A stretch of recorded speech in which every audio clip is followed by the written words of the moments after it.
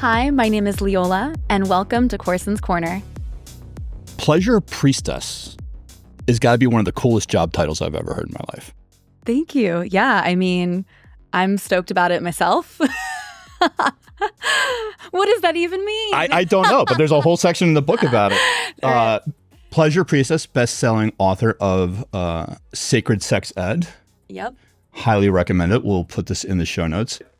One of the things I love about doing this show is like diving into origin stories and pivot points. Mm-hmm. So I want to know, why did you write this book and who did you write this book for? So Sacred Sex Ed is the sex education that, most of us didn't have, but that we all desperately need. Mm-hmm. A sex education that is empowering, honest, and pleasure-based. And the mission of the book kind of comes in two parts. One is to drastically reduce instances of sexual violence while also empowering people to have the best sex of their lives. And interestingly, it's kind of the same tools that do both within the book. And the book overall is based on, my learnings and self-study in the worlds of Tantra and shamanic sexuality. And I've done a lot of work in these realms, and I found that a lot of what I was being exposed to felt a little bit too esoteric or almost prescriptive in nature. Even like in certain Taoist tantric lineages, there's instructions on how to become multi-orgasmic. And it's like, breathe 7 times and then, thrust 4 times. And it's very, prescriptive. And so I wanted to write a book that reminded people of how accessible sacred sex can be. In fact, sacred sex or spiritual intimacy is incredibly accessible, but a big piece of it is actually just unlearning and cleaning up all of the inherent trauma that we have around, our relationships, our body, and our sexuality as well. Well, you also go into just how much being honest with yourself comes into play. Oh, yeah. As I was reading this book, I was really, because I've been in therapy for 3.5 years now. And a lot of working on yourself is about auditing yourself with honesty, communicating your needs, framing and managing expectations so that you don't get into these covert contracts with your partner or your lover or your spouse or whoever. Yeah. And as I was going through this book, I'm going to read a passage. You wrote, "When setting goals, most of us look for evidence of what is possible by considering what we have done in the past, what we've seen others accomplish, what we feel we are worthy of, or what feels possible. We claim or call in what makes sense. When setting intentions, instead of focusing on what we have evidence for, consider what feels most expansive and liberating. Allow yourself to want what you want without putting limitations or judgments on what is possible for you. Acknowledging your authentic desires, not the desires that have been watered down or filtered by your conditioning. Consider your individuality. Consider what a bigger and better life means for you." And as I read that, and we'll get into something that was in the back of the book, a question kind of came to me, which was, does the confidence in our everyday life inform and inspire our sexual confidence? Or does our sexual confidence serve as the breeding ground for confidence in our everyday life? I love this question. I truly believe that it's a circumstance of as above, so below. So it goes both ways. That being said, I really like to start with sensuality, intimacy, sexuality, those themes, because when you can be vulnerable, ask for what you want, have confidence in the spaces where we're the most vulnerable, emotionally, physically, or otherwise, which for many of us is in the bedroom when we're with someone new, or even our lover that we've been with for 10 years and we're asking for something different than what's been on the menu for the past 10 years. When we can have the confidence in that space to be vulnerable, it really trickles out to every other part of our lives. We, have the confidence to ask for a raise. We're willing to be vulnerable with our family. We are sending our order back when it's wrong and getting what we really, really want. To me, it really is this, if you can be confident, vulnerable in these spaces in the bedroom, you can do it anywhere. I truly It's believe almost we accept what we think we deserve. Mm-hmm. Yep. And once we feel like we deserve more, we're not afraid to ask for it. Mm-hmm. Yeah.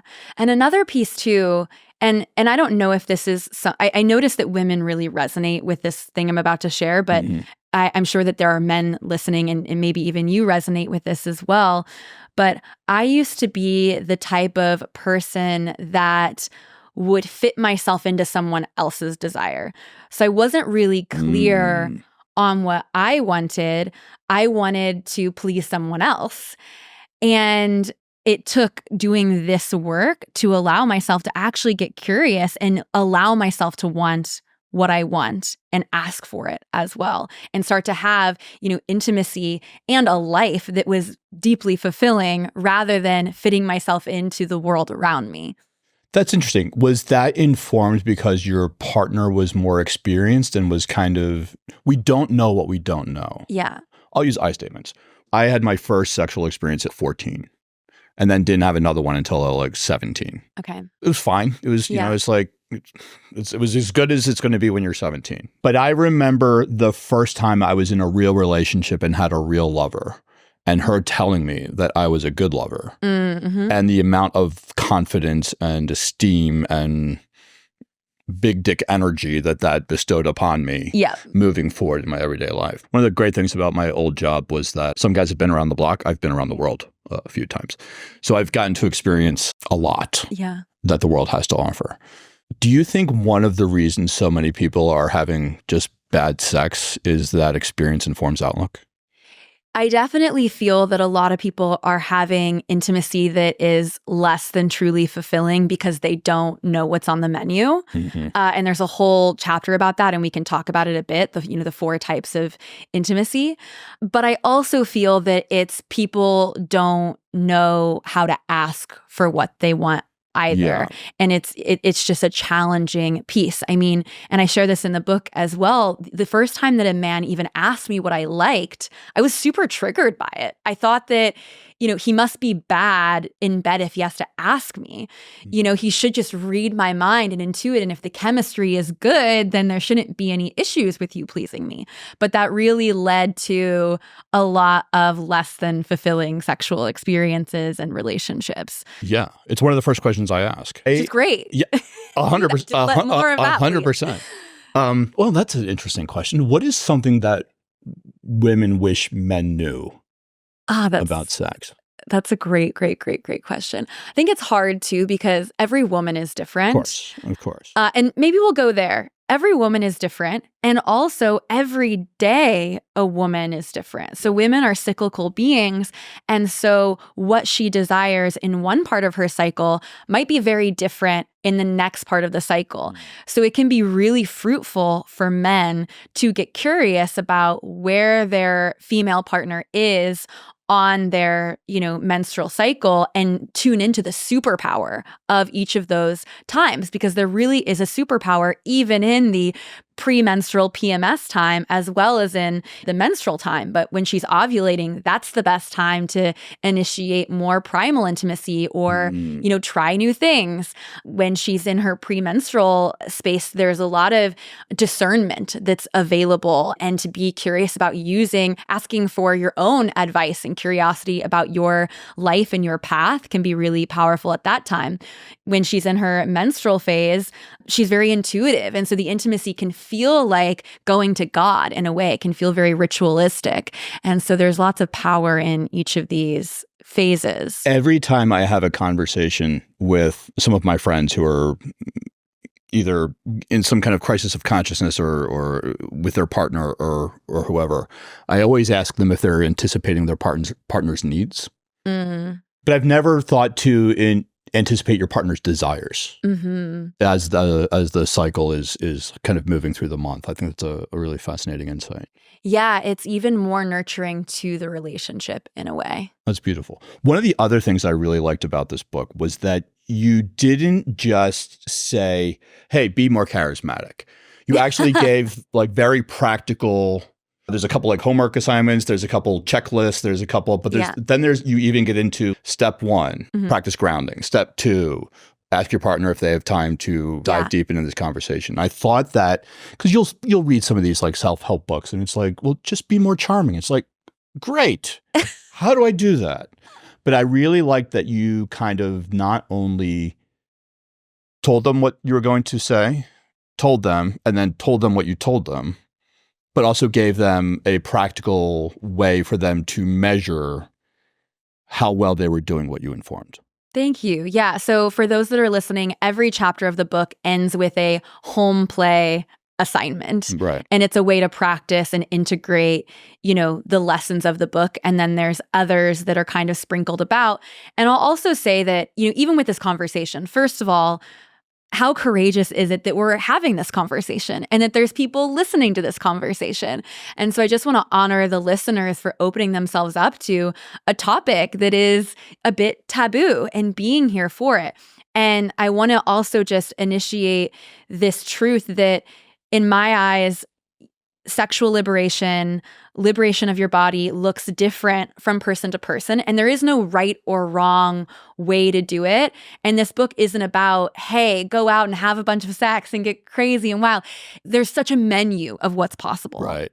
Right. And I thought that was really cool because I wasn't sure when I first dove in, was this going to be like Robert Greene's intimacy or seduction, or was this going to be like the big book of Tantra where it's like, here's a million positions you can try and, make sure you clear it with your doctor first. I mean, my first, as I was reading this, when was the first time I ever heard of Tantra or Tantra? Mm-hmm. And I think it was Sting.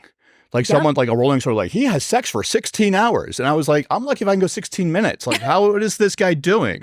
Yeah. But they went into the breath work and and it wasn't really until I started getting into post-therapy journey community work that I really started to understand the masculine, feminine dynamics, the role of energy, the role of spirituality, the role of just how being in tune with ourselves, but also being in tune with our partner, but also being in tune with our environment contribute to just how sensational sex can be.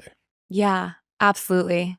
Yeah, we're a microcosm in the macrocosm, and our relationship to ourselves reflects and informs, the depth that we can meet. What was your introduction? What was my introduction to this world? Yeah. So you had mentioned kind of at the beginning that you appreciate talking about the turning points. And so I'm in this moment of reflecting, what turning point do I start at? So I'll just start by sharing that I grew up in the Midwest in a pretty traditional and conservative environment. Mm-hmm. And that really served me in many ways. And in other ways, it did not. I received what I would call an inherently traumatizing sexual education. So looking at my parents that were very fear-based in their approach, religion that was very shame-based in the approach, school sex ed that was kind of a little bit of both, my early sexual experiences, as well as the projections from my peers in those, early, preteen and teen years.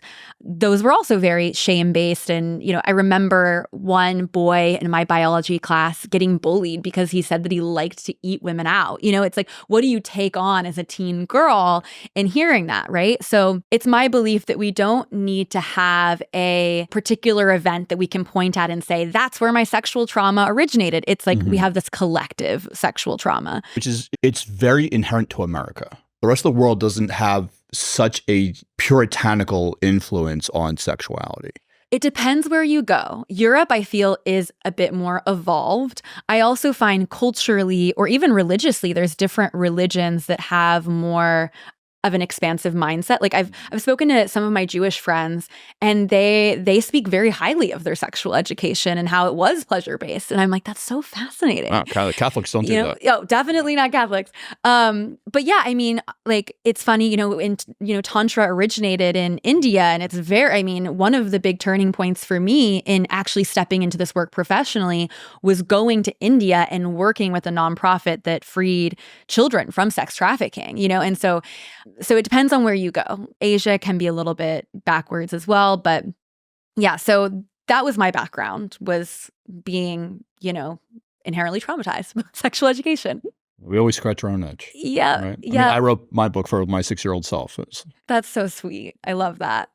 Yeah. So then when I started exploring, so my reaction to the sexual education that I had was to just explore and to find out for myself. Because I knew that there was something more in my being and my body when it came to intimacy and sex. I didn't buy all of the fear and shame. And so I was like, I'm just going to find out for myself. And that led to what some might call sort of, a slut phase. And in that phase, again, there were some things that served me in that. I became a little bit more literate to my body, kind of realized some of my desires, but I also re-traumatized myself, and I put myself in many situations that were just dangerous, honestly, and experienced, a lot of not very consensual experiences and also rape. And so then I had this pile-on of trauma, shame, fear, body keeping the score deeply, deeply, deeply. I was having so many health issues specifically related to my pussy. And in my early 20s, that's when I kind of stumbled upon spirituality and mindfulness and yoga. And that helped. That definitely helped. But it wasn't getting to the root. It wasn't addressing the energy that brought me into this world, which touches everything. It wasn't getting to my life force and why that was so strangled and misconstrued. And I met this guy at a coffee shop. He actually approached me, asked me out. And wasn't anything special. Wasn't like the typical guy I would go for or be a yes to being pursued by. But he had this really special energy about it, and this like magnetism, what I would call now being turned on by life. He had this spark that was different. And so I kind of followed that. I pulled that thread, and it turned out that he had a previous partner that was a tantrika. And so he began to share more of like the sexual side of Tantra with me. And to be clear, Tantra is so much more than sex. And so many of us get into it because we want to learn the cool sex tricks. And that's a great way to get into it. But you'll find if you really take the path seriously that you'll begin healing your inner masculine and feminine and your inner child. It's come for the story, stay for the lesson. Yes, exactly. So that's kind of how I got into it. I then started to, learn more and go deeper and take weekend workshops and read books. And was it an intrigue that led to a passion? Yeah, I would say that.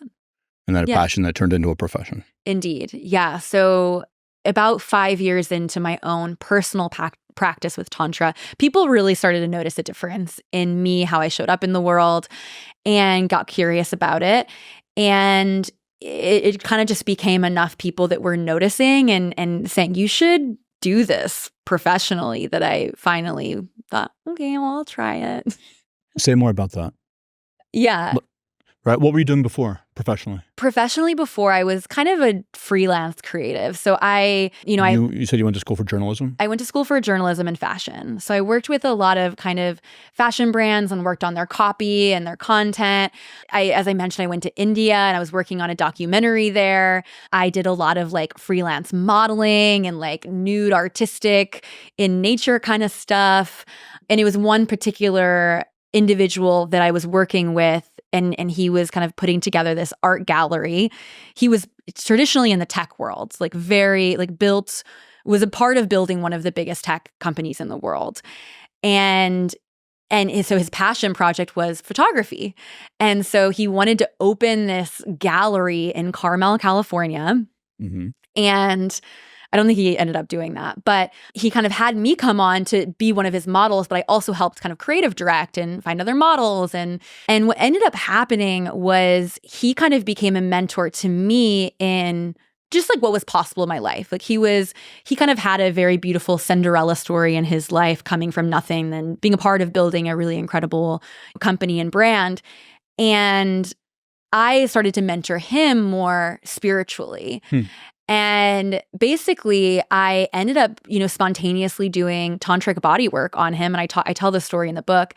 And he broke down in tears and had this really profound release and meeting with his inner child. And he specifically told me, you need to be doing this professionally. This is like my job to find talent and amplify it. And like, you've got a real gift, and men like me specifically need this. We need to get out of our minds and into our bodies and process our shit and like, be better fathers and lovers. And so that was kind of my entry into the world and work. One of the things you talk about in the book on page 87. This is the most notes I've taken since college, by the way. I'm honored. I really enjoyed this book so much. That's so sweet. It means a lot. Types of sex. Types of sex. There's a whole chapter dedicated to it. Indeed. 4 types: reproductive, recreational, restorative, transformational.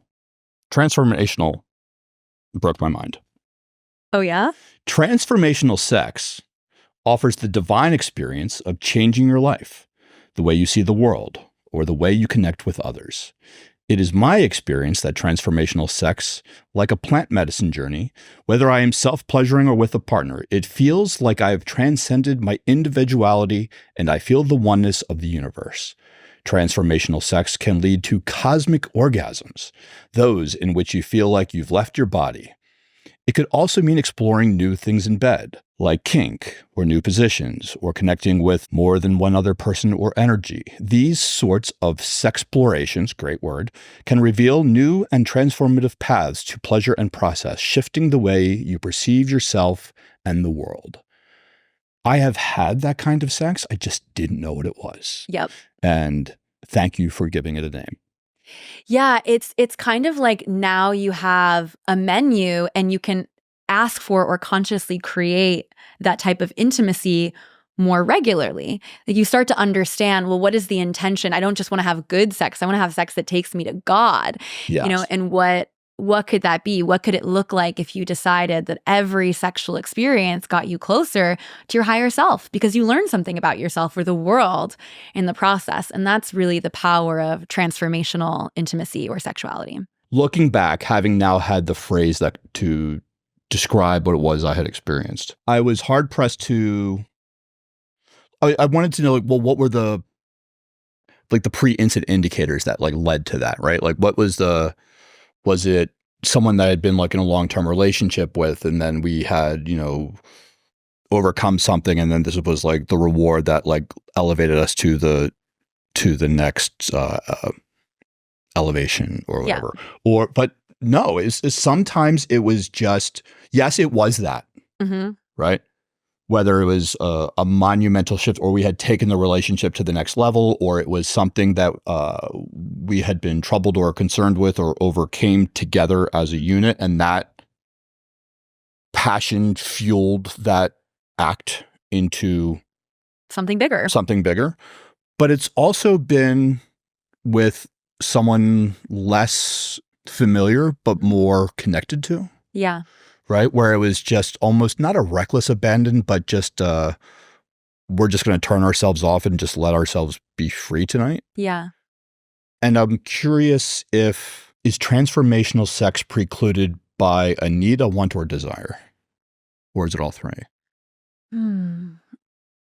Need or want or desire. How would you want or desire? Kind of the same thing or different? How would you? Sometimes you just need it. Sometimes you for just, sure, but need, I guess that, want and desire. I guess need would be more restorative, right? Okay. So no, you could, okay. I think that it could be any of the three. It could be one of the three. I think that it depends too on where you're at in your journey. Because so many of us have a transformational experience with intimacy, and we don't know that we want that or that we need it, but it just happens. It's like trusting the process, trusting the divine coming through and creating that level of depth with someone. But what you don't want to do is get caught up in it's that person that created that experience for me, because you own that. You could actually, again, decide, hey, I want every experience to bring me closer to my highest self, but it won't always necessarily look like, wow, I'm having a DMT release from how great that sex was. It could also look like, that was actually really crunchy and off, and I'm kind of triggered. And what is that trigger trying to teach you? That could be transformational too. And I actually don't talk about that a ton in the book, but that's true. But restorative. It's true, because now that I'm thinking about, like, how do I say this diplomatically? Crunchy is an interesting word. I would say, like, the sex was still great, but I was just like, this has gone as far as it can go. Yeah. Right. And it's like, it's wanting more, but knowing it's not right. Not that it's not in alignment. Yeah. I think I wouldn't say right or wrong, but just like, this is great, but we're just going to keep going around the track. Like, there's no second mountain to ascend with this. Yeah. I think too, the more that you get to know yourself and trust yourself, the more likely you are to regularly have transformational intimacy, because the quality of your partners will drastically increase because they are a mirror for you. So the more you know them yourself, the more they know themselves, the more they know God in the process, in my opinion. So that's another piece to be conscious of too. How much of that comes down to your willingness to be vulnerable? I think that's very, very important, very high. I don't think that it's necessary. I think that you can still have transformational intimacy with a fear of vulnerability, but I think it just kind of happens. You know, like, sometimes your heart is just cracked open and you don't know why. You don't know what's going on. You're kind of freaked out by it, maybe even frozen in it. But I think that for you to regularly have transformational intimacy, a high degree of vulnerability is required, because that's really the birthplace of where all the magic happens. Your book does a very good job of bridging the healing of self versus the exploration of self, and how the two are intertwined. Yes. And how the more you heal yourself, and the more, kind of getting back to we accept what we feel we deserve, the more that we heal, the more we feel we deserve, the more we can not only not be afraid to be vulnerable, but in that vulnerability still communicate our needs. Yeah. And I thought your whole section on how to communicate needs was exceptional, because so few people really, in not expressing our needs, we hold people to a standard that they don't know they're being measured. Yes. And then it becomes this uneven playing field of, why don't you love me in the way that I need to be loved, even though you don't know how I need to be loved because I never told you. Yeah. Right. It's almost like we're sabotaging our own success just because we don't have is it a crisis of confidence? I think that it can definitely be a crisis of confidence. I think that it's also just not knowing, that you can do that, that's allowed and it's okay. I think that there is also, as children, a lot of us, grow up in environments where it's not safe to express our needs or desires, or we're not seeing that mirrored by our parents. Our parents are fumbling around and resentful at each other, because they're also not communicating. And I think that it is also a luxury to have the space to communicate your needs and to have those tools, as it is a luxury to communicate and to know your desires as well. You wrote something. You just said something that reminded me. There's we were talking about the crisis of confidence, and not only knowing, there was something in the book where you were talking about, or maybe I heard it on one of your podcasts, but you're basically saying a woman enjoys being touched in a certain way, and then will seek out what's familiar without, almost at the detriment of exploring what else is out there. It's like, have you ever seen like the little meme of like the little kid like holding the teddy bear? Yeah. And it's like Jesus or God or something. It's like, no, give it to me. And she's like, no, but it's mine. And he's like holding the bigger teddy bear like behind his back. Yeah. But like she has to hand over like the little things to get the bigger thing. I love I'm sorry, I didn't mean to. Sorry, no, go ahead. No, I just love this passage that you wrote about. This is under the subheading calculated risk and reward. I've made a spiritual practice of doing the things that I'm afraid of. Fear is a survival mechanism, but the things we do to survive are not always the same things that will empower us to thrive. Yep. That got filed under quotes I wish I wrote. Aww. I kind of want you to do my audiobook. Just hearing you reading it out loud, I'm like, this is great. Should be 2 choices. I'll read it. You'll Do you want the masculine or the feminine? Yeah, exactly. Right? What do you need?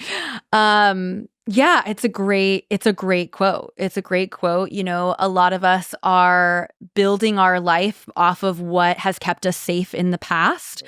And we're not usually living in the same circumstances that created the programming in our body around what is safe. So we have to really consciously feel into, like, is this my instinct that's at play and trying to keep me alive or in the tribe or well? Mm-hmm. Or is there a possibility to let that voice be seen and heard and felt and acknowledge, hey, I hear you, you're trying to keep me safe, but we're actually not in a situation where that's necessary. Let's turn that dial down and let me tap into my intuitive nature as well as like my deeper desire of what's possible. Is that where the spread methodology comes in? It can come in with that. Yeah. Do you want to talk about that a little bit more? Because I found this whole section fascinating. Okay, great. Should I share like a little background of what spread is so people know? Yes. Okay, so spread is an acronym that we use around safer sex conversations. And the idea is that you have... Let's just back up just a little bit. Can you just talk a little bit just about safer sex conversations? Yes. So the idea behind having these conversations is that they empower you to be more present in the moment. So oftentimes when you are connecting with someone intimately, especially for the first time, but that's not necessarily a prerequisite, you'll be in your head thinking about, oh, like, does she like this? I hope that it's okay that I touch here. I wonder if I should use a condom or not, or, you know, whatever. Or like, oh, I hope he doesn't touch me there, or, you know, when was the last time he got tested, etc. So you're in your mind stressing about what's going on rather than being present in your body to the pleasure that's available. Right. There's nothing that kills an orgasm or pleasure faster than being stuck in mind drama. Right. Yeah. I mean, I always wanted to treat women, or at least always did my best to treat women the way I would want someone to treat one of the women in my family. It's a great So like consent was always a big thing, you know, permission. This is what I would really like to do. Is that okay with you? Yeah. Getting into that kind of thing. But in the safe sex conversation, or how to not lose the sexy, and how did you phrase it? It was like, don't take the sex, don't make safe sex not sexy, or how to keep sexy. It was brilliantly phrased. I'm just too dumb to remember it. I don't remember either. One of the things I thought you were very good at underscoring was non-negotiables. Here are tips to do so without taking the sexy out of safer sex conversations. When we communicate our desires and boundaries before intimate encounters, we feel safe to let go of the mind drama and enjoy the pleasure coursing through our bodies. Here are tips to do so without taking the sexy out of safer sex conversations. And it's, again, another, was there like 5 or 6 in there that you can go through? But I really like the one about the non-negotiables. Okay, like great. I have to have an orgasm before there's penetration. We have to have a condom if we're going to have sex. There has to be, not that you're gamifying it, but like you're having a conversation about the ground rules so that both people are playing from the same sheet of music so that you can be in conflict with one another, rather than being all up in your head. What's going on? Was he going to try? Is he going to do this? I think communicating and framing and managing expectations it's huge. You're really maximizing the potential to have that more transformational or restorative type of intimacy that we all deeply down crave. Another important piece with this is understanding that pleasure is an altered state of consciousness.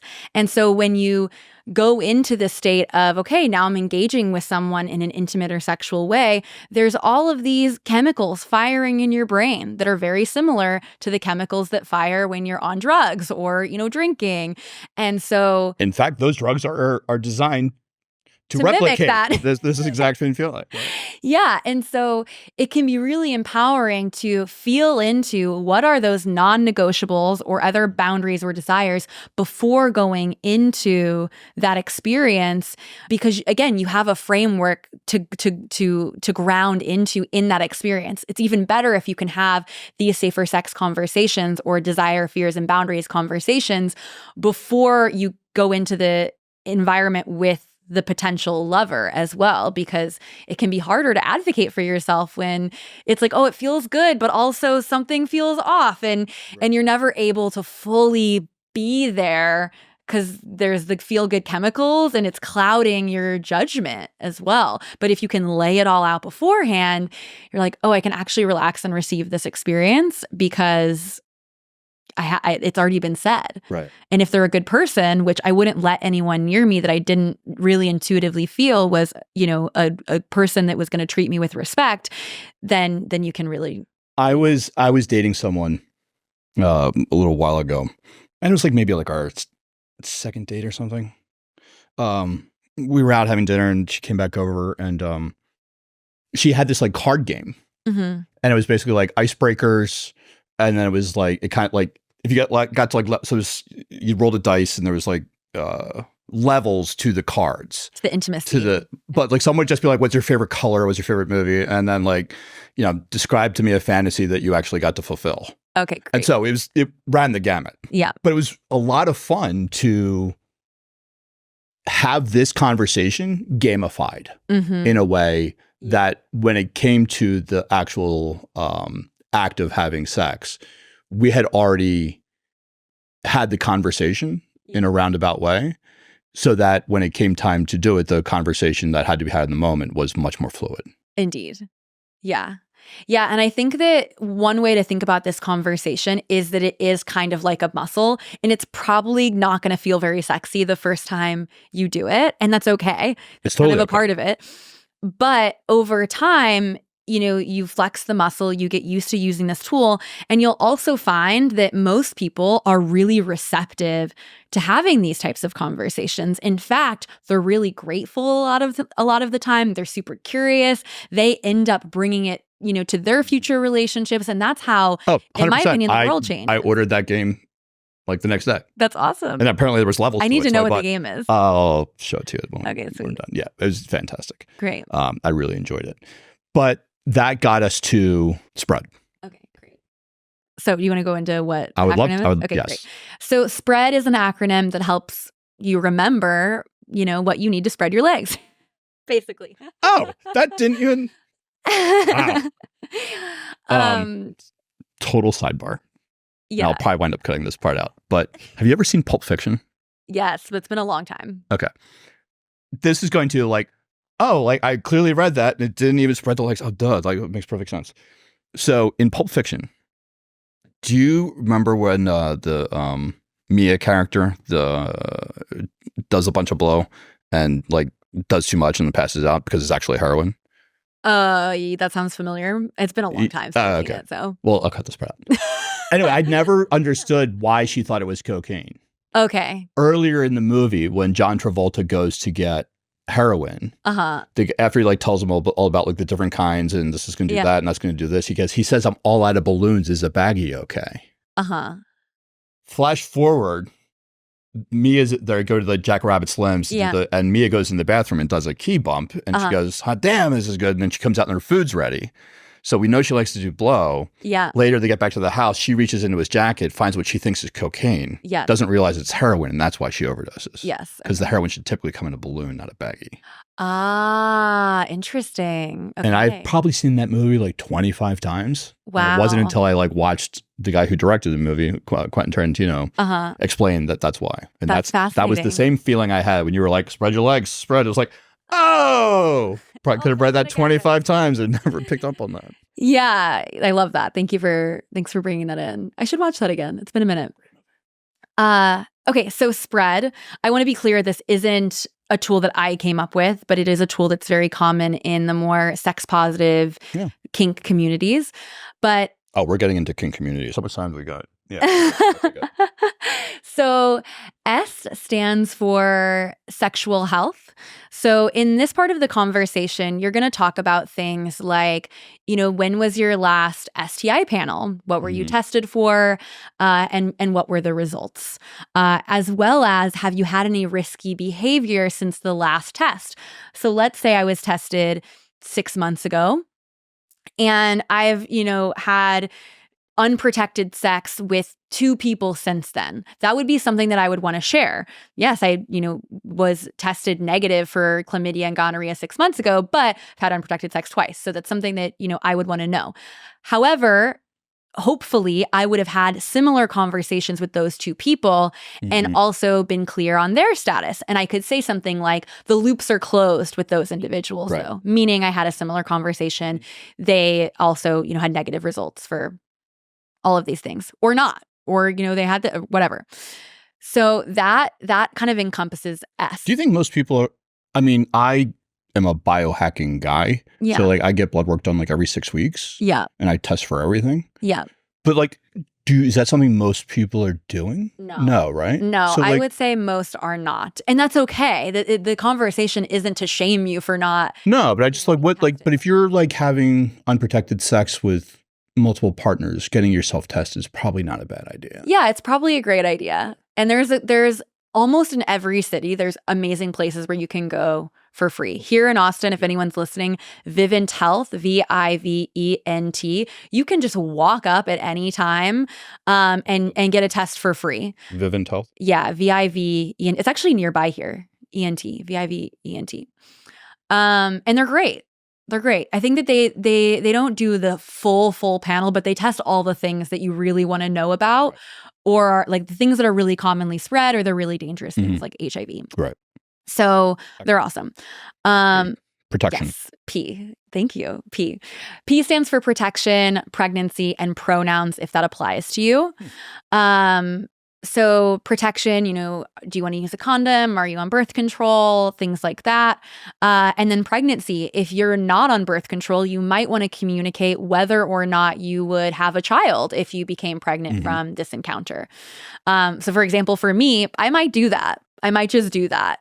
If I were, at this point, I'm with my husband, and if I got pregnant by someone else, I wouldn't have it probably, but it doesn't really happen. To be yeah. So, but I'm not putting myself in a situation where I would have to make that decision, So that kind of encompasses P. Then we move into E, which stands for emotions. So the question to ask here is, what does this mean for you? What does this mean for you? So for me, I really don't interact with people sexually unless I feel an emotional bond or connection with them. I was just at a play party a couple of weeks ago, and it was super orgy style. People were just having so much sex, and it was actually overwhelming for me because I want to have a conversation with someone. I want to feel their heart. I actually don't resonate with that. But there are a lot of people that are really just here to, get their dick wet or get their pussy wet. And that's what it's about for them. I've never been to a play party in Austin, but it seems like there's what happens at one is very different than what happens at another. Absolutely. Yeah. Now, is that by design? Is that by the facilitator? Is that by the host? How is that? Yeah, or is one kind of known for being more exploratory and one's more? Yeah, we can sidebar on this. So I've been to quite a few play parties over the last 7-ish years. And I find that they tend to fall on a spectrum. So on one end of the spectrum, we have these high production value play parties where really they're screening for how hot you are and how wealthy you are. And they have all these performers and it's beautifully done. But they tend to be not as focused on, talking about consent. Right. And there's not really a lot of intimacy emotionally or spiritually. It's really just a place to go and see. It's a sex party. And then you have on the other end of the spectrum a Tantra play party, which generally is anyone can come in the door. Not a lot of screening. And this is a spectrum. So this is on the other end. Not a lot of screening. Anyone can come.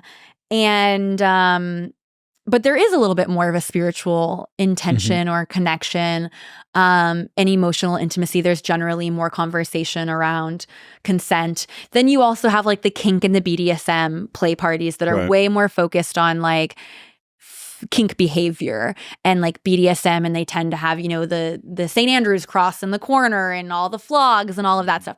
And those ones are also really consent based, and sometimes there's a little bit of a spiritual focus, but it also tends to be a little bit more like play forward and let's get into this. Right.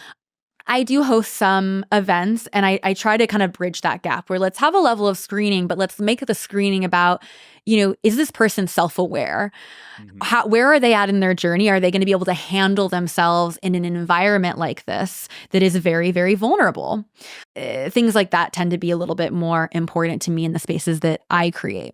Are these events couples only, singles, mixed match? It depends on the style of party. So my events are generally gender ratio balanced, but there's a mix of couples and singles. Oftentimes when you go to those more high production value events, it's only couples and single women. Yeah, very like often. Kinky Rabbits or whatnot. Yes, exactly. Yep. Yeah, I mean, I've been exposed to a lot of stuff just from my old job, and it was a lot of them were. I mean, you had like the old school like Playboy party things where were just like a free for all. Yeah. But then you would have some where it's just like couples would go almost like in a voyeuristic capacity to be like, oh, let's try this when we get home, or I want to see what this is like, or that, or sometimes it's a recruitment if you want to like bring someone home with you, or if it's you want to learn how to tie certain knots or something. But it was a mixed bag. I guess. They're you so different. You could get out of it what you wanted. Yeah. Is how I would frame it. Yeah, I think what's important is that any play party you go to, as much as possible, doing your research beforehand, and then going into it with a super open mind and a high degree of discernment. So the very first play party that I went to was Kinky Rabbit Club, actually. And at that play party, it was beautifully done, but I actually just voyeured because there wasn't a lot of conversation around consent. And I actually felt that the vibration of was very grabby. And I was like, if I go into someone's scene, like I feel like someone could just come up behind me at any moment. And so what I decided to bring to that experience was just like fluffing and like talking to people and watching and witnessing. And I had an amazing time. And I'll still go to those parties and have that type of experience. If you're able to bring a partner, that's also really great. I went with one of my girlfriends to that party. Yeah, you don't want to go in as an unknown alone. I mean, you can. You can, but you don't want to. Yeah, I mean, whatever people want, but it wouldn't be something I would want to do, and I don't. Right, that's true. I don't want to pass judgment. I would, as a threat management professional, probably not a great idea. Yep. Thank you for that. Yeah, that was you're very welcome. helpful. R. Okay. Relationship status. Yes. So, and just to like close the loop on emotions, what does this mean for you? So, it's just really, it can be really valuable to know. Hey, what does this mean for you? Are you going to be emotionally connected to me after this? Or is this more of like a one night stand energy? And this kind of ties in really well to the relationship R, which is relationship status, style, and agreements. So, extending from what does this mean for you, it could be, I actually am looking for a relationship and I don't want to engage with someone sexually unless they have a similar vision for their life or for the forthcoming season. But it could also be sharing, I actually have another partner and here's our agreements. It could be, we have an ask and don't tell situation. We have she's going to know everything that happens. It could be, we're like within my relationship, we've agreed to engage to a certain level, or for me to engage with you, I need to check in with him or her, etc. There's so many different ways to do relating styles, and that's a whole other chapter in the book. But yeah, and I thought that was an interesting framing the way you did it, because old me would have been like, well, what's the best way to do it? And it's real. There isn't. It's about what is acceptable and agreeable to you as an individual, but also you as a couple partnership dynamic that really needs to be communicated. Yeah, and the way that I wrote the whole book, and this chapter specifically, is under the foundation of Tantra. And Tantra is a Sanskrit word. Tan means to expand, Tra means to liberate. So when you're approaching relationship style, it's getting curious about what is expansive and liberating to me. And what's beautiful about that definition of expansion and liberation is that it's so different for person to person. And then even within one individual, what's expansive and liberating in one season of life is very different in the next season of life. So my husband and I, how we chose our relating style wasn't, hey, we're getting together and I'm open and get with the program, or I'm really monogamous. It was, let's feel into each chapter of life and decide what makes the most sense based on where we're at in our relationship and individually, and feel into what label works for that particular chapter. Do you find that is informed by what individuals covet the most but experience the least? I find that may be true in the beginning when you're exploring.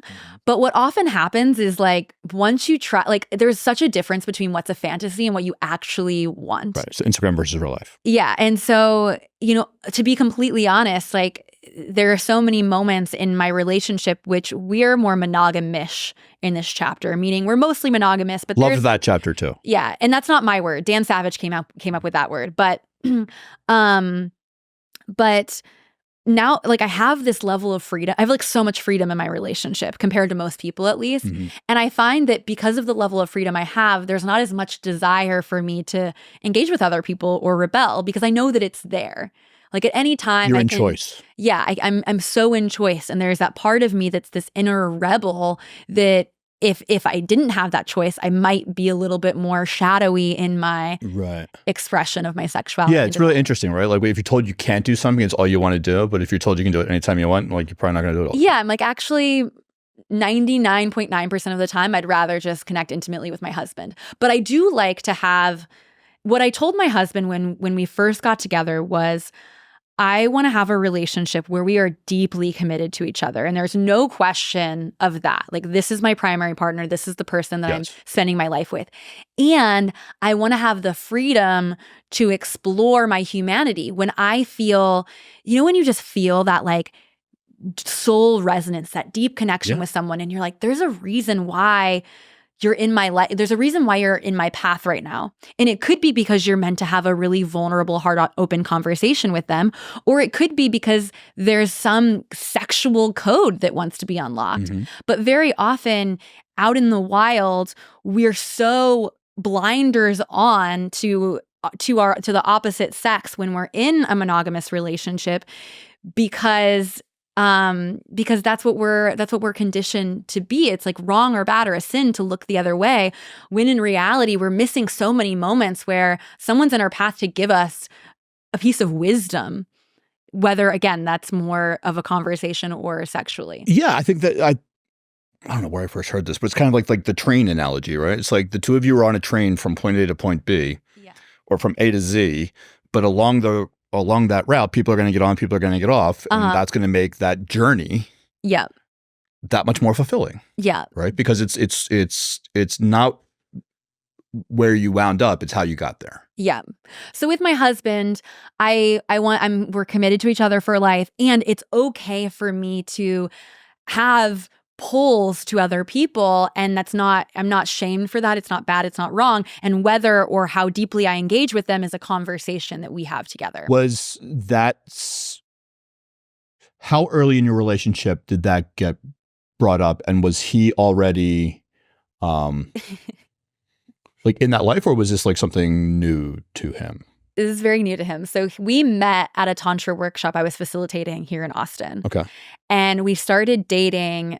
Actually, never knew how you guys met. Yeah. I'll give you a little mini version of the story. So he walked in the room and I saw him, and intuitively, like, it was like this voice in my head Everyone said, noticed when he walks in the room. That's very true. Yeah, to be fair. And that's actually gotten more and more amplified since we've been together. But He walked in the room and I had this, it was like someone whispered in my ear, "That's the father of your children." And I thought, that's really interesting. I've never had that before. I've had moments of, oh, I'm going to have a connection with them, or we're going to have a relationship, whatever, but never, "That's the father of your children." Interesting. I'm going to go talk to him. I'm going to go approach him. So I went over to him. I was kind of flirting with him and he was not getting it. He thought I was just being a nice facilitator. You can't flirt with the facilitator. You can if she's me and is a Tantra facilitator, probably.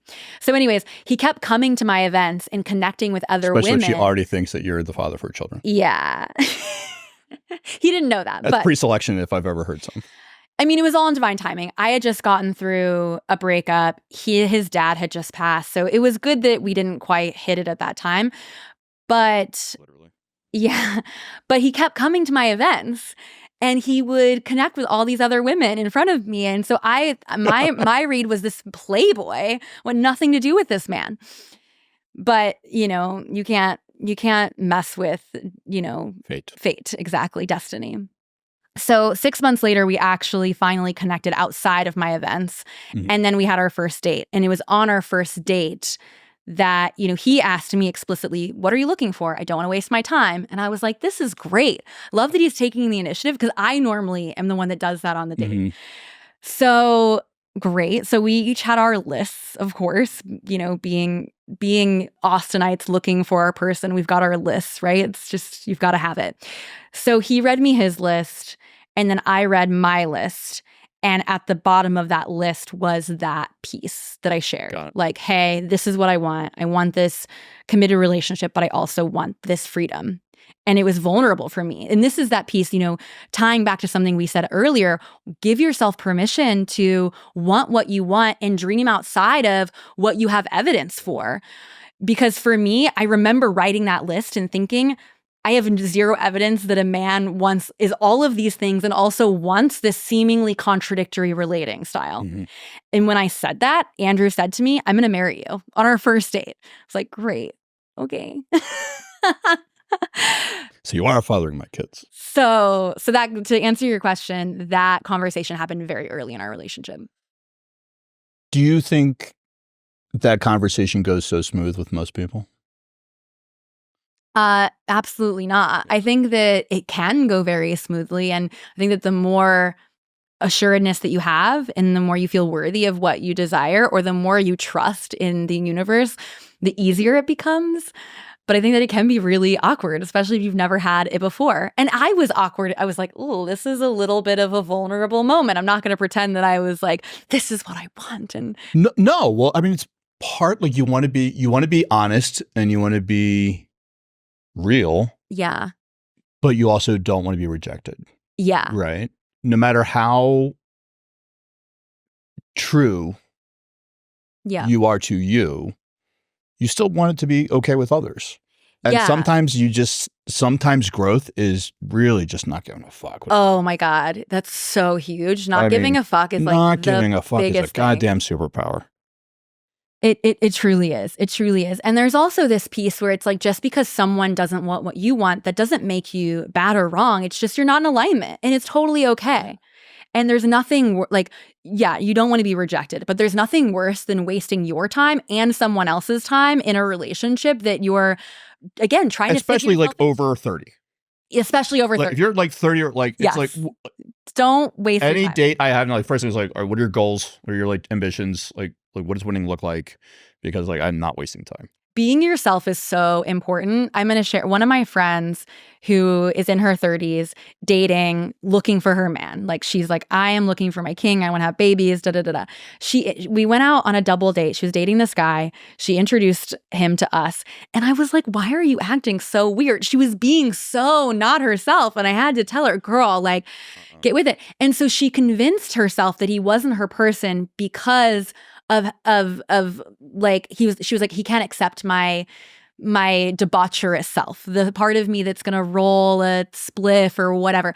And so she convinced herself that he wasn't her person. And she was like, well, I'm just going to date him for fun.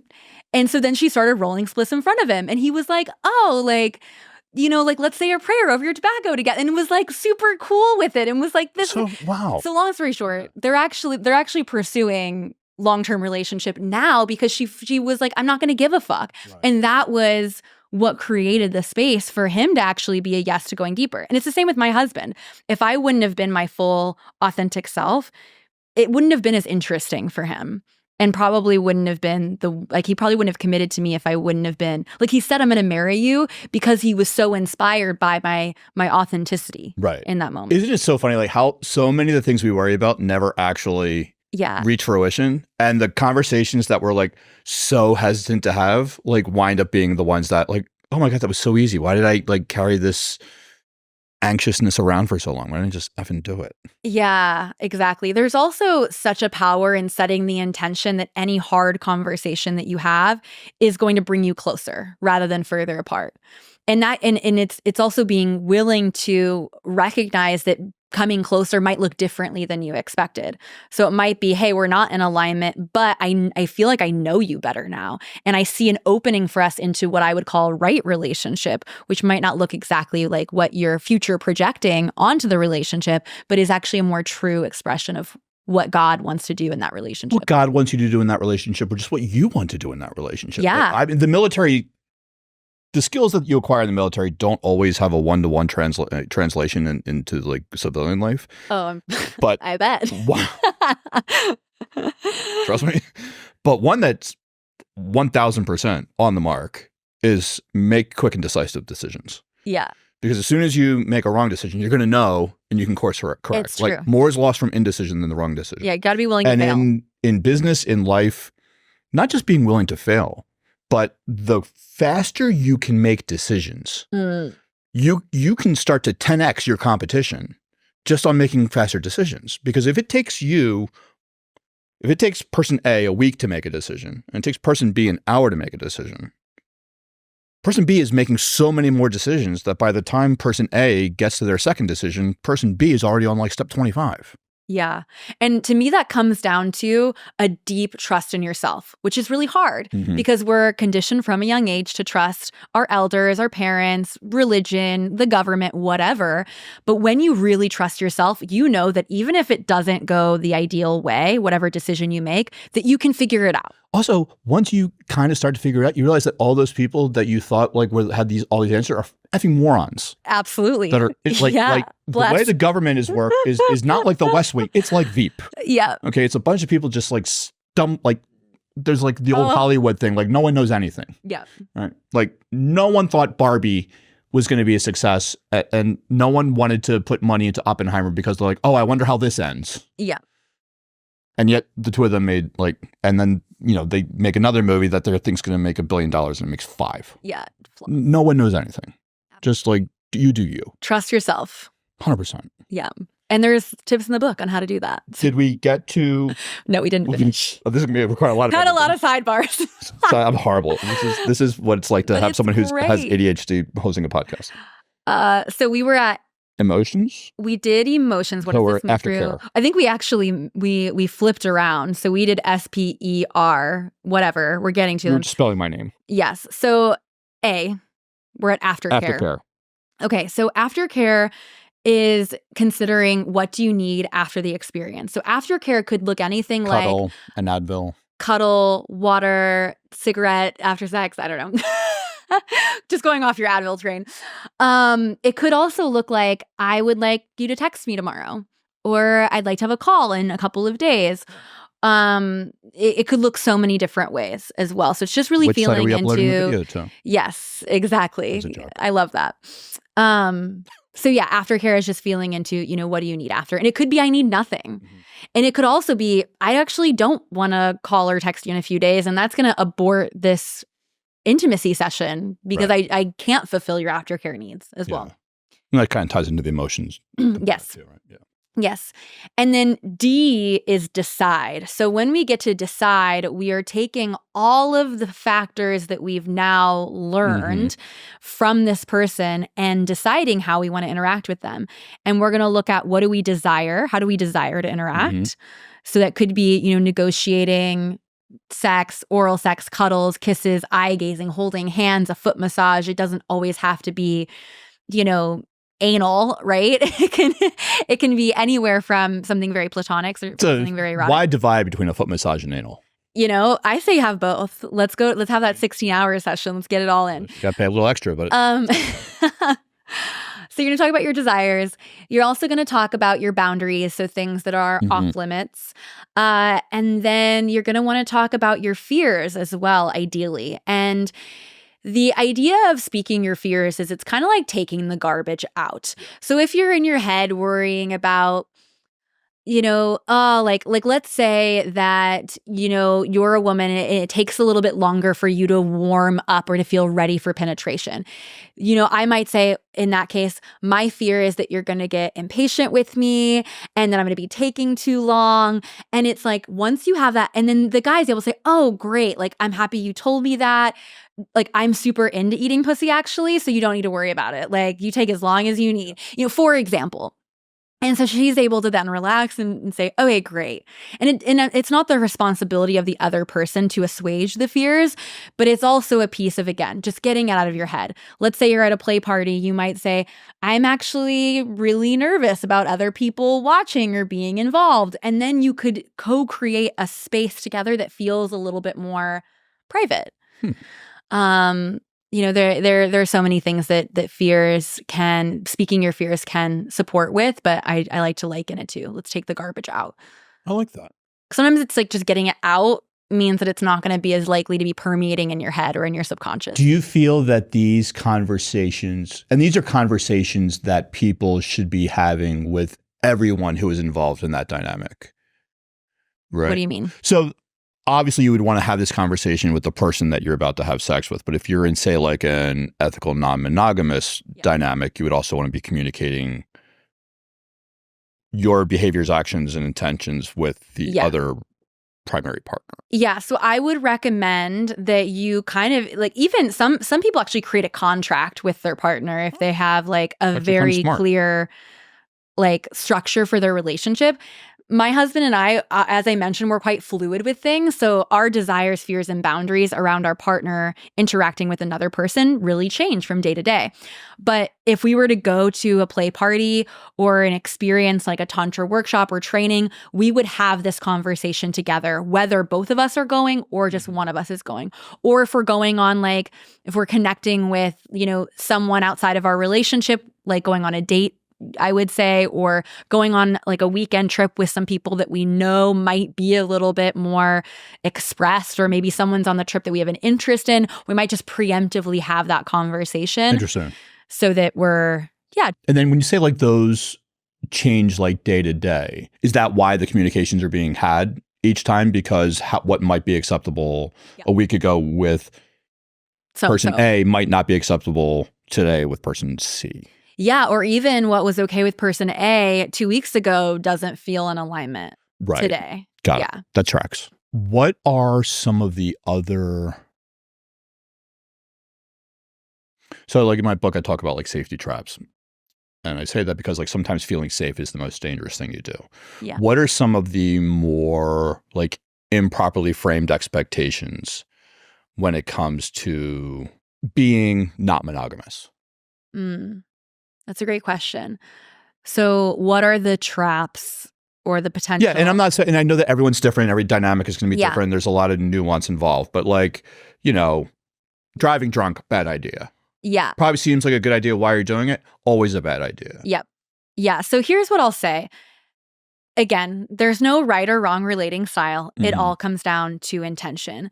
So there is a expansive way of approaching monogamy, and there is a shadowy way of approaching monogamy. And the same goes for polyamory and everything in between. So when it comes to open relating, what's really powerful with open relating is that things have to be really clear, really communicative, and they can happen very quickly. And a lot is brought up on the surface. Like, you can't hide behind your shit in polyamory as much, because there just gets to be so many conversations. And to create safety in that dynamic, you have to be really clear and really honest. And the more unclear and dishonest you are, the faster that's going to tank. So many people write off polyamory after giving it a little try because they just didn't have the right tools. Even myself, like I was burned. I introduced a man I was dating to The Ethical Slut and Sex at Dawn, which are great books that kind of advocate for open relating.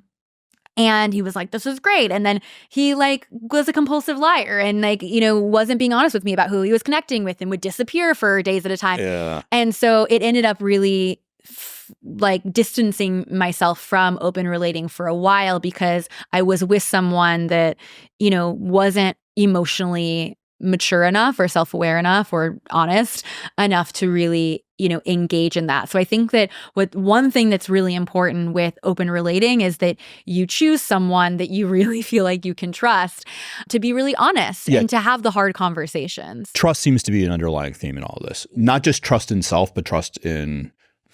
Is it trust in others or is it trusting but verifying? I think that it starts with trusting yourself. Trusting yourself first. Has to be first and foremost, right? Yeah, that's to love yourself, you have to trust yourself, first. Audit yourself with honesty. There was a book I read too that said something along the lines of giving someone your trust is saying you are worthy of my forgiveness. Because people are going to hurt you when you trust them. It's like, it's just kind of inevitable in a way. Say that again. Trust is... When you trust someone, you're basically saying to them, you are worthy of my forgiveness. Oh, I like that. Because I've heard love described as, I will always love you more than anything you do wrong. Yeah. It's another way to look at trust. No, but there's it's different. They're different. Right. Yeah. There's a, you can trust someone but not love them. Yes. You can love someone, but no, you can't. No, I think you can. You can have love for someone. Like I can think of some family members that I really love, but I would not trust them. Okay. Like holistically, at least. Bless. Don't lend them money. But yeah, so there's a whole piece on understanding too that there's just so many nuances and there's so much gray area with open relating that it's almost inevitable that something's going to happen that's going to feel icky or off. And a lot of the time it's probably not even your partner that did something wrong or broke your relationship agreements. It's your own stuff that's wanting to come up, your own feeling of like fear of, oh, like they had a great time with so-and-so and they came back to the house all glowing and lit up. And instead of taking that as, oh, great, now they're going to be a joy to be around and they have more to pour back into me, you could say, oh, I feel like my relationship is under threat, Right. And it could be too. That's the thing. There is such a thing in my eyes as righteous jealousy, meaning the type of jealousy that's like wanting to protect something that you see as sacred. But it's nuanced to how do you unpack the righteous jealousy from the shadow perspective of yourself. And so it's like... When you say righteous jealousy, I don't mean to laugh, but all I'm thinking about is every time I got yelled at by a girlfriend who had a dream that I cheated and then woke up mad at me. Not righteous jealousy. Okay, thank you. Thank you. Not righteous jealousy. Yeah, that's her subconscious. That's just insecurity. Plan tricks, yeah. Okay. Yeah, so when it comes to open relating, the invitation is to pursue it from the desire to use open relating as an invitation to learn more about yourself and about the world and to spread love, but also to be conscious of, are you using open relating as a way to not commit or to see if there's something better out there, which I did. I totally did this so many times. Well, no one's doing that in Austin. Yeah. I mean, I was like, oh my God. I was regularly getting into relationships with men that were me settling over and over again because I didn't think that I was worthy of the man that I truly wanted. And so I would settle for these men that I felt could handle me in a way and accepted me, but they really weren't meeting me. Right. And so I would do this thing where I would be in a relationship with them and I would be like, oh, I kind of like to open relate. So let's give that a try. And I wasn't even realizing really until I got with my husband that I was subconsciously with those exes, those men, I was subconsciously looking for something better while being in relationship with them. And it wasn't until I was with my husband where I was like, Interesting. oh, I feel really met. This is great. That open relating just started to not sound as interesting to me because it wasn't worth it for me to go and spend a whole night with someone because I need to have the emotional connection, whole night with them, get talking and dropping in, and then like having the experience when I know that I could just have epic intimacy with my husband and stay home, you know? And so then I realized, oh crap, I didn't even notice that that's what I was doing with my exes, but I was. Yeah. What was the core need that you didn't know needed to be fulfilled? In those exes in the relationship with the exes. Yeah. That Andrew was able to provide. I think that it was different for each of the men, but I think that overall, Andrew is he's such a badass. Like, I've really felt met by him. Like, he is so committed to his growth and expansion and bettering himself for himself in the relationship, where I feel like in a lot of my relationship with my exes, it wasn't that they weren't growing. They just weren't getting it. They weren't going at the pace. You know, yeah, I mean, I was settling in various capacities, but I would say that would be a really big one. I heard someone very recently say that like the best thing a man can do is not try to fix his woman, but to provide a strong enough masculine frame that she can find within him the safety to heal herself. That's beautiful. Yeah, I resonate with that. I like that a lot. I have there was one more thing I wanted to hit with you. Did we talk about sex magic? Did we? No, I don't think we did. Can we jump into sex magic real quick? Yeah, 143. You had a great quote on this page. 1 second. Here are the 7 steps for sex magic. We talked about intention setting. Can you talk to me about awakening is it Eros or Eros? Either way. It pops up a couple times in the book, and I was just too lazy to Google it. I say Eros, but I definitely hear people say Eros as well. Okay. So Eros is related to eroticism, which is related to the god Eros from Greek mythology. Right. Yeah, who is like the goddess of pleasure? It's a god, and it's like sex and pleasure. Up there on Mount Olympus, just getting it down. Yeah, as you do. Okay, so with sex magic, I like to sum up the idea of sex magic in one sentence, which I'm going to open a bar just called Sex Magic. I mean, I feel like it would succeed very have to be in Miami. Miami would be great for it. Or Tulum. I feel like Austin Tulum is Austin. Is it? Every time you go, it's Austin at the beach. Really? Every time I go to Tulum, it's everyone from Soho House. I feel like it's New York at the beach, personally. Oh, okay. But either way, it's an American cosmopolitan city in Mexico. No one speaks Spanish there. I actually really don't like Tulum, but it's a million better places to go. Yeah, it's so true. Not to hate on Tulum. I've had some great times there. Anyways, back to sex magic. So I will never underestimate the power of getting clear on my deepest desires and masturbating or having sex about it. And that's what sex magic is. So sex magic is based on the law of attraction, which probably a lot of your listeners are familiar with, right? The law of attraction basically states that the more we revel in... Like 5 people that listen to this podcast, so yeah. So maybe they know. The more we revel in the things that feel high vibrational, like gratitude and love and peace and joy, the more we attract experiences, opportunities, and people that are on a similar vibration. And the more that we revel in feelings, sensations, emotions that we might deem as lower vibration or negative in a way, the more we attract, like, shame, fear, entitlement, anger, etc., the more we will attract experiences, opportunities, and people that validate those feelings and experiences. And this isn't to say don't feel the low vibration emotions and feelings. It's about not reveling in them, not letting them take over your life. It's about using those emotions as indicators. Using them, not being used by them. Yes. Like, what is this trying to tell me or teach me? Let me unconditionally love this piece and then fix it in whatever way I need to. Not even fix the emotion, but what do you need to adjust in your life to... Anyways, it's not about sex magic. Let's get back to sex magic. So... sex magic is based on the law of attraction. When do you feel the most, in love and connected to yourself and connected to God and, pleasure and like just amazing. For a lot of us, it's kind of on that like brink of orgasm, like just getting into it. It's like, like all of the serotonin, it all like goes, gets excited in the brain, right?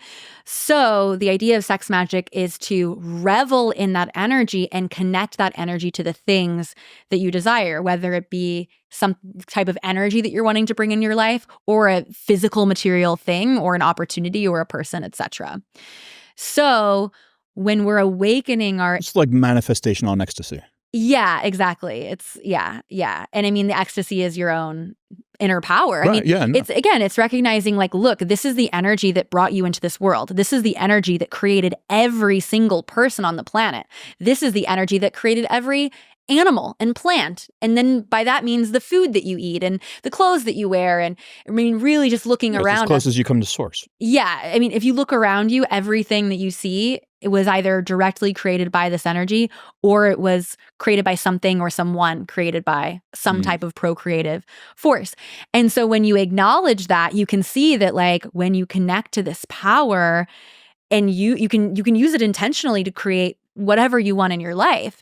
In Tantra, it's like, it's not just procreative baby making sex or intimacy that creates things. It's every interaction, whether it's self-pleasure or, intimacy with a partner. It also has the capacity to create something, and you can intentionally decide what you want that to be via sex magic. Now, obviously, like this is a co-creation with the universe. And so I like to say it's this or better, and trusting that, the universe will provide in that way. And it might not look how you thought, but 5 years down the road, you're gonna get it, right? Yeah, you talk about it's not, don't ask the universe for what you want, ask the universe for challenge and opportunity. I do share that as one of the tips or one of the pointers. So particularly if like it's not working. Well, also like don't negotiate against yourself.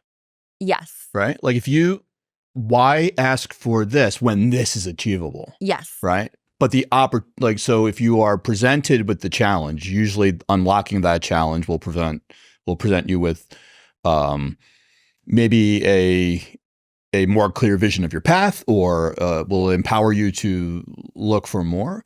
But yeah, it's like when someone says, well, how much are you looking to make? I always say, well, how much do you have budgeted? That's great.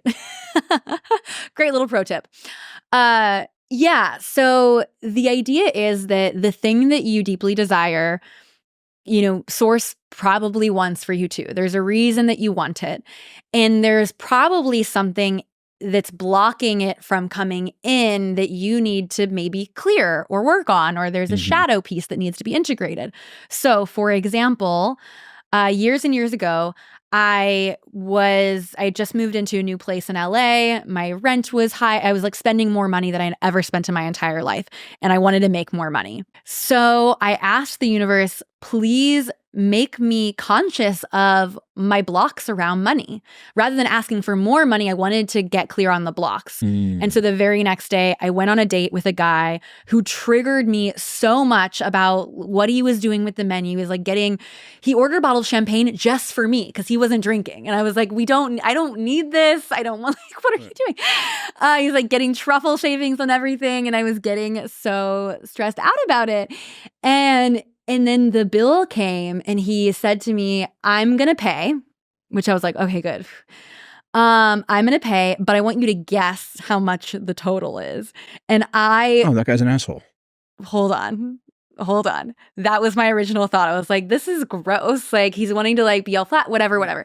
He tells me that he plays this game with his friends where they guess the total and whoever guesses closest decides who pays, right?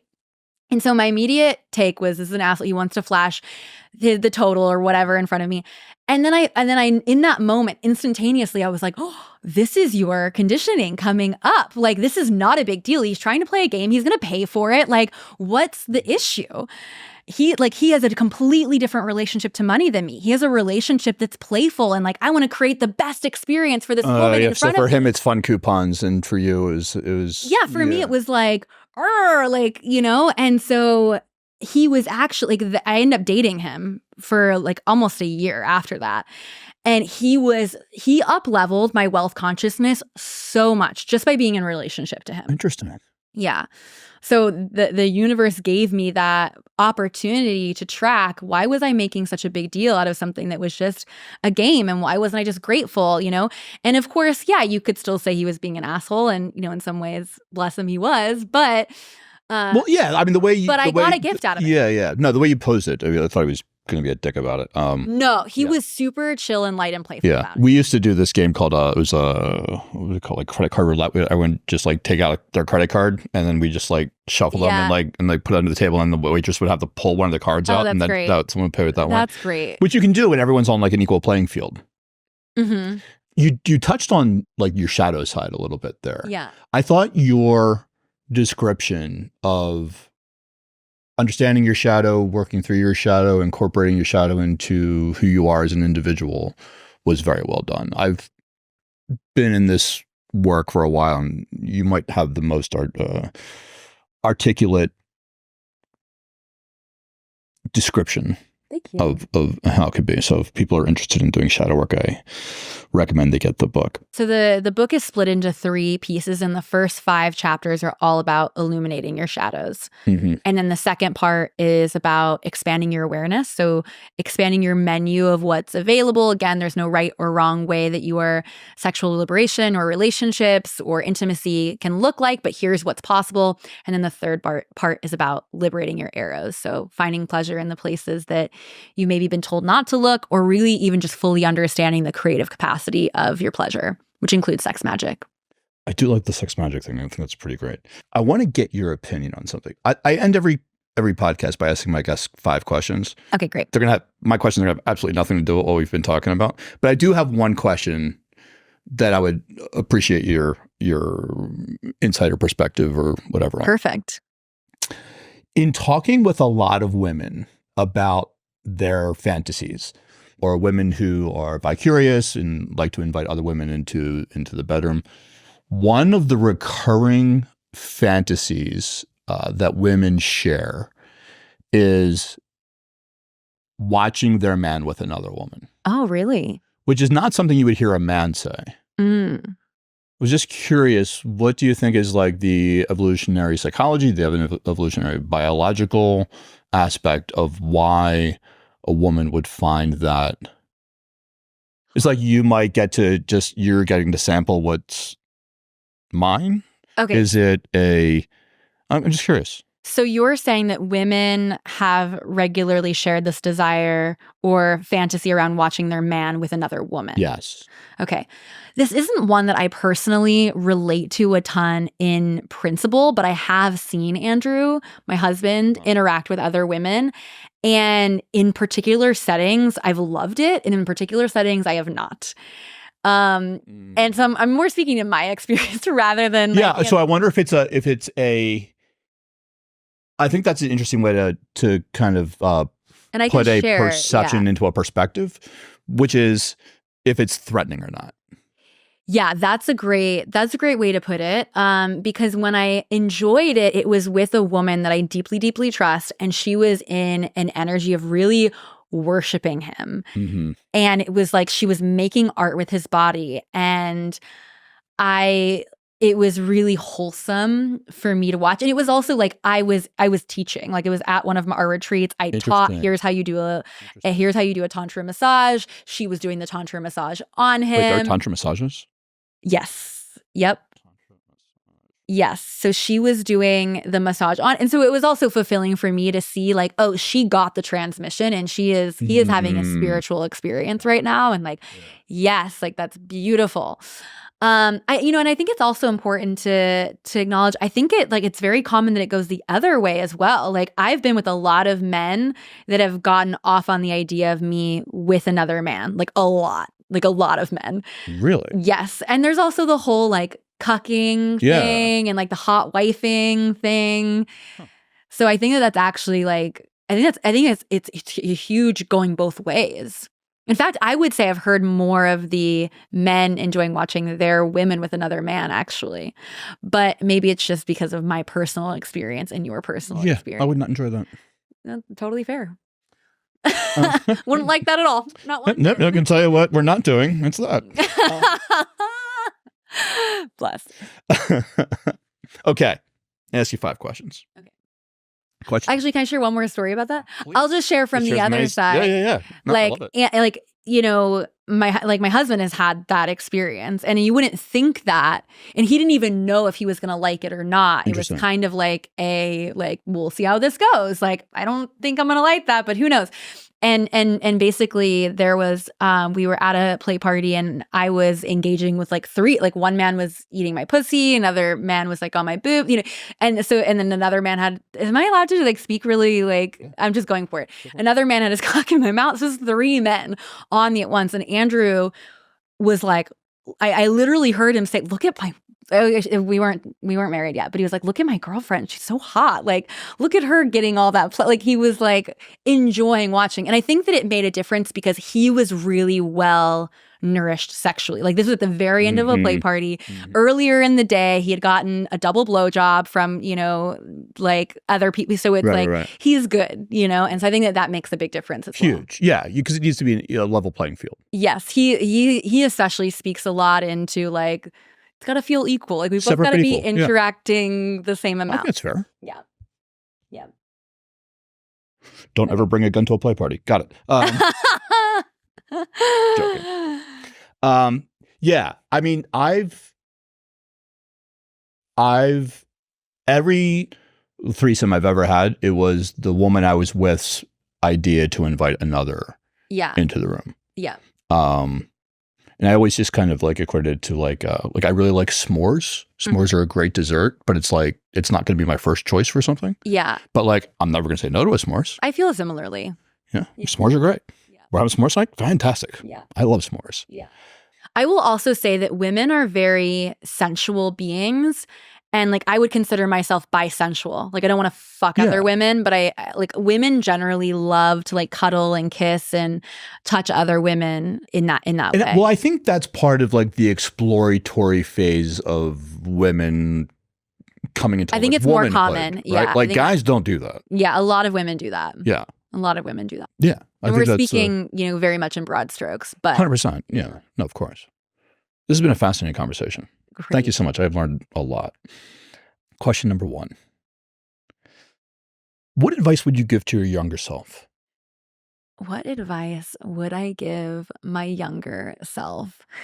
Such a good question. And also, I just have so much gratitude for the journey that I went on and the pieces of wisdom that I got when I got them, you know? But I think a big piece would be just really honoring and honing in on the self-trust piece. Like really, like, I think just acknowledging, hey, like there's not a lot of people that get this and it's okay. But you're on the right path. Yeah. Just like that nod of like, you've got it. You've got it. Well, that's the thing, right? To be exceptional, you need to be the exception. Yeah. That's I love that quote. It's great. Yeah. You can't be one of one. Yeah. If you're just like everybody else. That's why you're the diamond in the rough. Yep. Excellent. I would say like go in harder, faster. Like, let's go. Like I tiptoed around a lot, you know, and then finally I went out with a bang. I like, if I had any advice, it'd be like, get it. Yeah. Get it. But I'm also like, yeah, it happened exactly how it was meant to happen. So 100%. Yeah. If I had to do it all over again, I would do it exactly. I wouldn't change a thing. Yeah. Because all of those things had to happen to get me here. Yeah. I would do it all again. I would just do it faster. I'd make faster decisions. Yep. Exactly. Aliens. Fact. I'm an alien. Okay. Like here walking among us, or like we've got bodies in Arizona. Andrew calls me his little alien. He is like my little alien. First of all, I kind of look like an alien. I'm just gonna like, so there was this app that came out when I was in high school. If you look like aliens, there's gonna be very few intergalactic wars. Or all the intergalactic. Or all the, I guess that's true. What was who did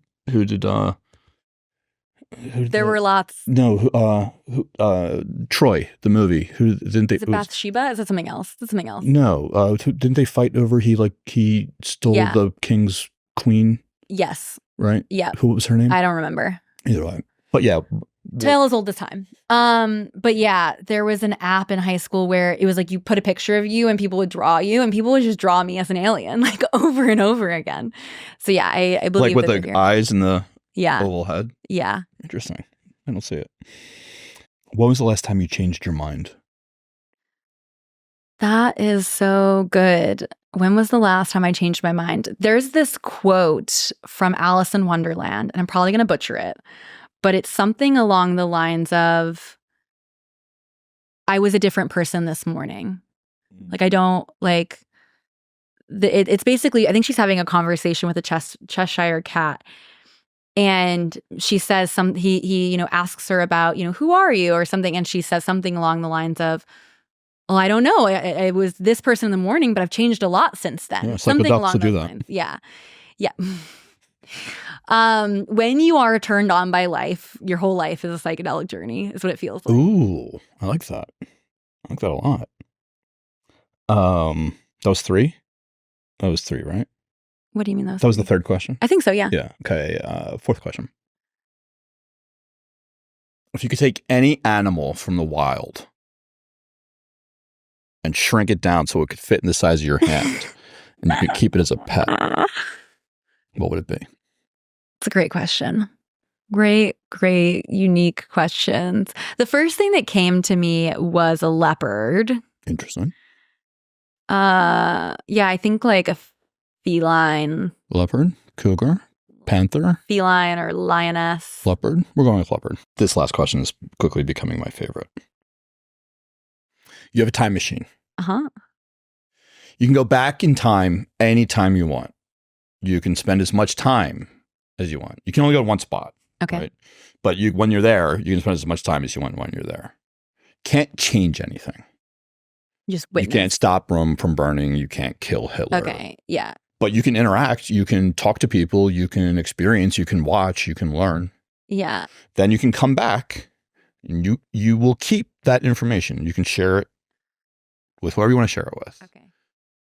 But nothing will, you won't have changed history. You'll just have a renewed insight into it. It can be, you want to go back and walk with Jesus. It can be, you want to see the Ice Age. It can be dinosaurs. It can be, you want to see the pyramids get built. It can be, you want to watch the Battle of Thermopylae. It can be, you want to have dinner with Margaret Thatcher.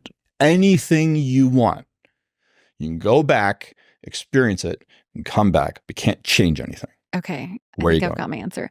So first off, I'll say I love history. So this is a hard question for me because I love historical fiction. I love learning about different times and places. And I feel like in a way, I time travel in reading historical fiction. And but I think that if I were to go back, I would go back and shadow Mary Magdalene. And her whole process and life, especially her work in the temples of Isis. Yeah, that would be what I would want to do. Fascinating. No one's given that answer. Yeah? Is there a common one? I've been getting a lot of grandparents lately. Oh, people want to go back and like see their grandmother when they were young or see their grandfather like when he joined the war or I had my nephew one. He was like, I want to play with my mom when she was my age. That's so precious. I was like, that's adorable. Mine was the pyramids. I want to see the pyramids get built. I was like, for the first thing that came to me was, okay, it's something with Egypt wants to come through. And then I thought about. Have you ever been there? I have. It's fascinating. It's so fascinating. It's so intense. It's like, wow. Like, how did they do it? Like, I don't think it was like aliens, but I think there was like some kind of technology that's just been lost to time. Oh, I mean, I think it was aliens, but a little bit of both. A little bit of column A. I'm just framing and managing my own expectations, right? Like, because I want to believe. It's just that I have a Socratic methodology that always gets in the way of my imagination. Yeah. This was a lot of fun. If people want to learn more, what's next? Where can people go? How can people connect? Yeah, so people can find me on Instagram at Talk Tantra to me. My website is talktantratome.com. The book you can get on Amazon. Just type in Sacred Sex Ed. Mm-hmm. If you buy the book and then put in your order number on my website, you go to like the book page of my website, you get a free month in my online membership, which includes over 30 hours of additional content on Tantra and relationships and shamanic sexuality, stuff that isn't in the book. Wow. And then there's also live calls in the membership as well, so you get access to those too. But yeah, I've got a bunch of fun, online programs, in-person events and retreats here in Austin. So there's lots of ways to get into this world and work if it's piquing your interest. Well, it's certainly piqued mine. Thank you so much. This is a lot of fun. We'll do it again soon. Cheers. Cheers.